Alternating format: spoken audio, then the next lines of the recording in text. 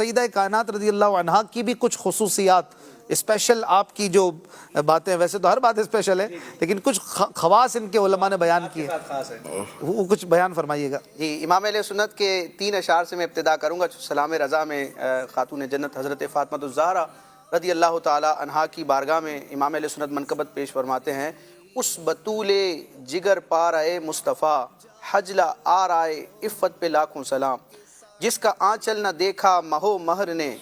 اس ردائے نزاہت پہ لاکھوں سلام، سیدہ ظاہرہ طیبہ طاہرہ جان احمد کی راحت پہ لاکھوں سلام۔ خصائص کا جو لفظ استعمال کیا جاتا ہے، جیسے کہ آپ نے اشفاق بھائی سوال کیا، یعنی کسی بھی ذات کی، کسی بھی شخصیت کی وہ صفات، اس کی وہ شانیں، اس کے وہ اوصاف جو صرف اسی کی ذات تک محصور ہوں، یعنی اسی کی ذات میں پائے جاتے ہوں، کسی اور میں نہ ہوں، تو ان کو پھر خصائص یا خصوصیات یا اسپیشلٹیز کہا جاتا ہے۔ تو بہت ساری روایات کو جب ہم دیکھتے ہیں تو حضرت خاتون جنت فاطمہ الزہرا رضی اللہ تعالی عنہا کی ہمیں اس امت کی دیگر خواتین کے اعتبار سے، پچھلی امتوں کی خواتین کے اعتبار سے، اور خود حضرت خاتون جنت فاطمہ الزہرا رضی اللہ تعالی عنہا کی جو اپنی سگی بہنیں ہیں، جو 3 بہنیں ہیں، حضرت زینب رضی اللہ تعالی عنہ، حضرت رقیہ اور حضرت ام کلثوم رضی اللہ تعالی عنہن اجمعین،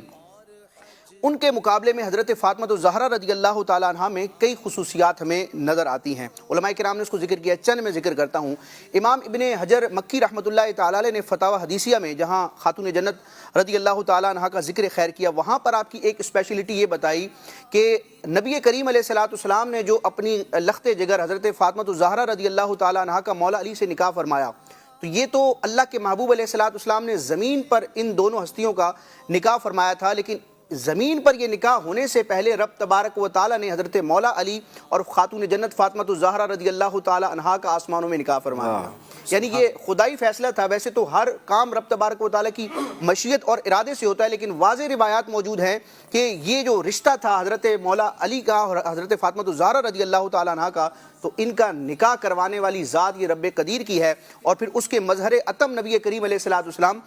زمین پر بھی یہ نکاح فرماتے ہیں۔ ایک اور خصوصیت امام ابن حجر مکی رحمۃ اللہ تعالی نے یہ ذکر کی کہ پیارے آقا علیہ السلام کی ویسے تو سگی 4 صاحبزادیاں ہیں، لیکن حضرت فاطمہ الزہرا رضی اللہ تعالیٰ عنہ کو یہ اسپیشلٹی حاصل ہے اپنی دیگر بہنوں کے مقابلے میں بھی کہ نبی پاک علیہ السلام نے آپ کو سیدۃ نساء اہل الجنہ قرار دیا، یعنی آپ کو یہ خطاب ملا اور یہ آپ کو منصب اور رینک عطا کیا گیا ہے کہ جتنے بھی جنتی ہیں ان کی جو خواتین ہیں، یعنی جنتی جو عورتیں ہیں، ان تمام پر آپ کو سرداری حاصل ہے۔ وہ کیسی سرداری حاصل ہے کہ خاتون جنت جو ہیں وہ خود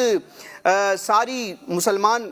جنتی خواتین کی سردار ہیں۔ آپ علیہ السلام، آپ رضی اللہ تعالیٰ عنہ کے جو والد گرامی ہیں وہ سارے نبیوں کے سردار ہیں، آپ کے جو شوہر مولا علی ہیں وہ سارے ولیوں کے سردار ہیں، آپ کے جو بڑے صاحبزادے ہیں امام حسن وہ تمام سخاوت کرنے والوں کے سردار ہیں، امام الاسقیاء ہیں، اور آپ کے جو چھوٹے صاحبزادے ہیں وہ سید الشہداء ہیں، شہیدوں کے سردار ہیں۔ تو گویا کہ جو سرداری ہے وہ حضرت فاطمہ الزہرا رضی اللہ تعالی عنہا پر ناز کرتی ہے۔ ایک اور خصوصیت جو ان کو دیگر تمام خواتین سے ممتاز کرتی ہے وہ یہ ہے کہ آپ کا ایک ٹائٹل ہے زہرا،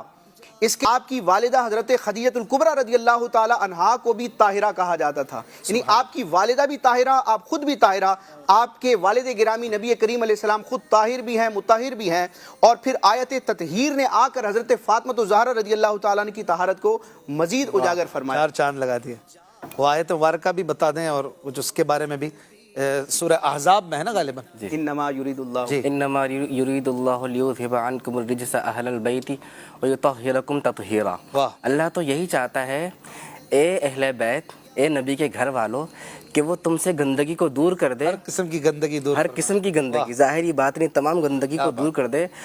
اور آگے فرمایا وہ تمہیں پاک کر کے خوب ستھرا کر دے، ہاں پاک کر کے خوب ستھرا کر دے۔ آگے تطہیرہ، یہ جو جان مبالغہ ہو گیا، اس میں مبالغہ، طہارت میں بھی مبالغہ ہو گیا۔ بھائی ایک تو خصوصیات وہ ہیں حضرت فاطمہ الزہرا رضی اللہ تعالیٰ عنہا کی جو دنیا میں ظاہر ہوئیں، کچھ خصوصیات ایسی ہیں جن کا ظہور قیامت کے دن ہوگا۔ نبی کریم علیہ السلام کی روایات کو اگر دیکھا جائے، فیض القدیر میں امام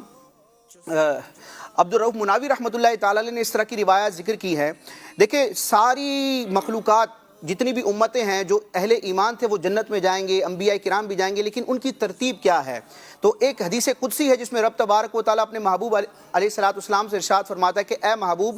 سارے نبیوں پر جنت حرام ہے جب تک آپ جنت میں داخل نہ ہوں، یعنی آپ جنت میں جائیں گے تو پھر کوئی دوسرا نبی جائے گا، اور اسی طرح ساری امتوں پر جنت حرام ہے جب تک آپ کی امت نہ جائے، جس کو امام علیہ سنت یوں بیان فرماتے ہیں کہ جائیں نہ جب تک غلام، خلد ہے سب پر حرام، ملک تو ہے آپ کا تم پہ کروڑوں درود، اس کو ملک پڑھیں تب بھی معنی صحیح بنے گا، ملک تو ہے آپ کا تم پہ کروڑوں درود، یعنی جنت جو ہے حضور ہی کا ملک ہے اور جنت حضور ہی کی ملکیت اور پراپرٹی ہے۔ تو یہ تو اس اعتبار سے ترتیب ہے کہ یہ امت جو ہے تمام امتوں سے پہلے جنت میں جائے گی اور سارے نبیوں میں حضور علیہ السلام سب سے پہلے جائیں گے۔ اگلا سوال یہ ہوتا ہے کہ اس امت میں تقدیم کس کو حاصل ہوگی، جنت میں جانے میں سبقت کون کرے گا؟ تو دو روایات کے خلاصے پیش کرتا ہوں کہ اس امت کے مسلمان مردوں میں سب سے پہلے داخل جنت ہونے والے یہ جناب صدیق اکبر رضی اللہ تعالیٰ عنہ ہیں، اور خواتین میں سب سے پہلے جنت میں تشریف لے جانے والی یہ فاطمہ الزہرا ہیں۔ اور ان کا جنت میں جانا کیسا ہوگا؟ روایت میں آتا ہے کہ قیامت کے دن ندا کی جائے گی کہ اے اہل معاشر اپنے سروں کو جھکا دو، کیونکہ نبی کریم علیہ السلام کی جو دختر ہیں، صاحبزادی ہیں، سیدہ کائنات ہیں، ان کا گزر ہوگا۔ اور گزر کیسا ہوگا کہ 70,000 حوروں کے جھرمٹ میں حضرت فاطمہ الزہرا رضی اللہ تعالیٰ عنہ پل صراط سے بجلی کی طرح تیزی کے ساتھ گزریں گی اور داخل جنت ہوں گی۔ کیا بات ہے، کیا بات ہے، سبحان اللہ۔